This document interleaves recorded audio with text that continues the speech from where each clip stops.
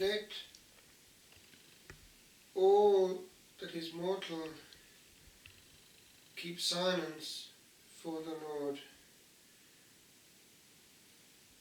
On Mount Carmel there was much silence. Still, when one goes there, one feels something in the air, unchanged. The head of the prophetic school, Elijah, indeed was taught about silence himself on another mount, the Mount of God, Horeb. There was much commotion, but the Lord was not in the commotion, non in commotione Dominus, but he was in the still small voice, and it was there that Elijah hid his face, aware of a presence that was passing. Within the family of Mount Carmel, an ancient tradition has been handed on that there was already in the school of prophets an awareness of a woman to come. And this continuity is to be found in the providential orientation of these Christian hermits, eventually as a result of Islamic pressure, finding their way to Europe as mendicants. As it happens, it is important to us in England, for we have the shrine where, according to an ancient tradition, Our Lady appeared to St. Simon Stock, and giving him the habit, gave him also the promise, which is still cultivated to this day among the devotees of Mount Carmel. Having lived with them in the first and third year of university, way back in the 70s, I was able to be aware of the power of that tradition.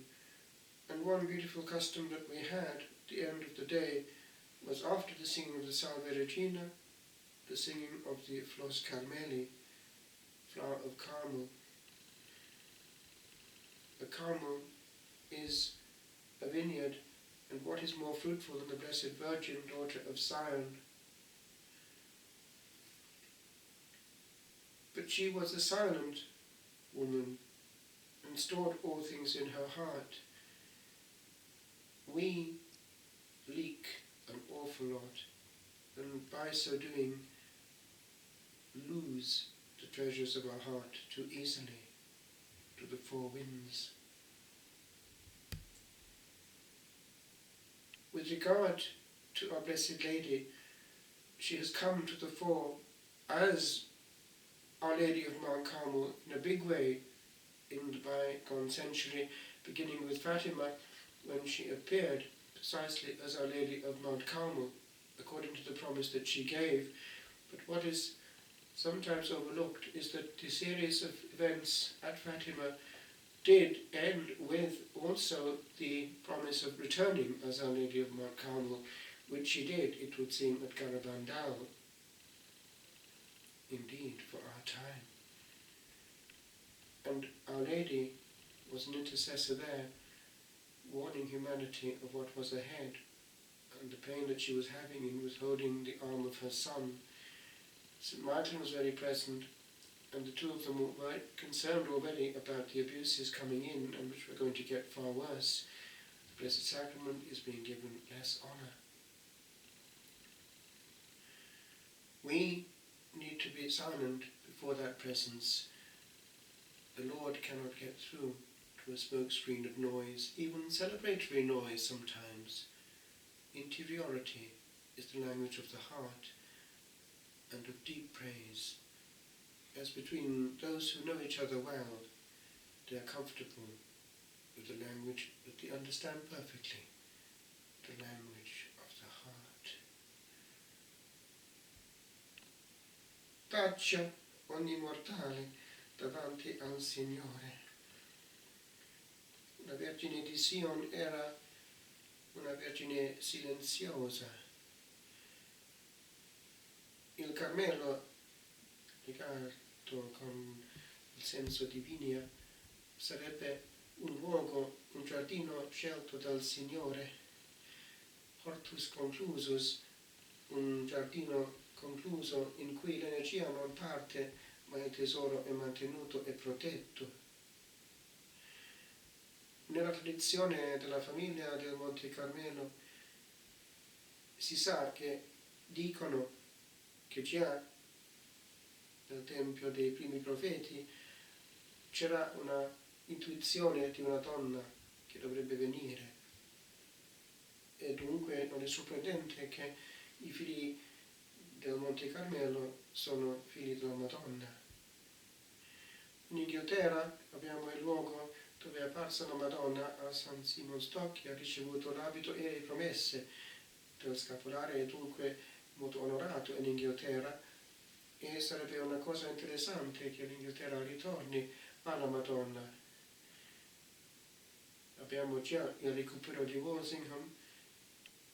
Chiediamo anche questa grazia, che la Madonna regni di nuovo su questa parte della Chiesa, in parte, ma non del tutto, persa alla fede cattolica.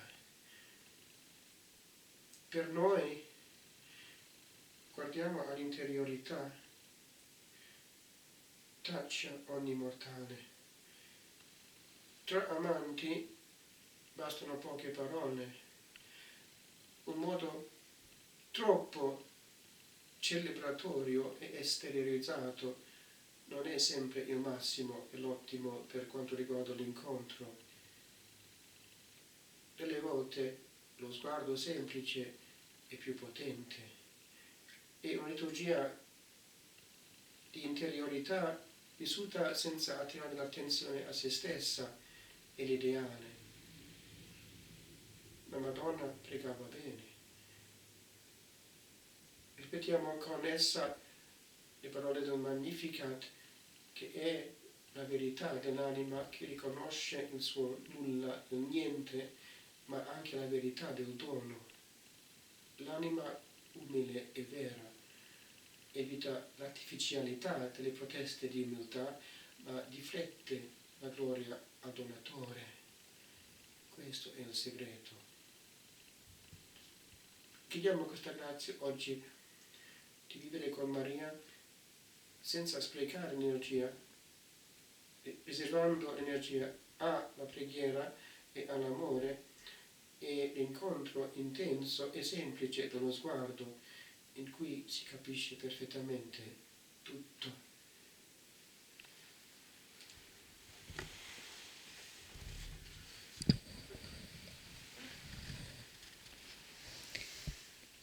L'anima mia magnifica il Signore, e il mio spirito esulta in Dio mio Salvatore, perché ha guardato l'umiltà della sua serva. D'ora in poi tutte le generazioni mi chiameranno beata. Grandi cose ha fatto in me l'Onnipotente, e santo è il suo nome. Di generazione in generazione la sua misericordia si stende su quelli che lo temono. Ha spiegato la potenza del suo braccio, ha disperso i superbi nei pensieri del loro cuore, ha rovesciato i potenti dai troni, ha innalzato gli umili, ha ricolmato di bene gli affamati, ha rimandato i ricchi a mani vuote, ha soccorso Israele suo servo, ricordandosi della sua misericordia, come aveva promesso ai nostri padri, ad Abramo e alla sua discendenza per sempre.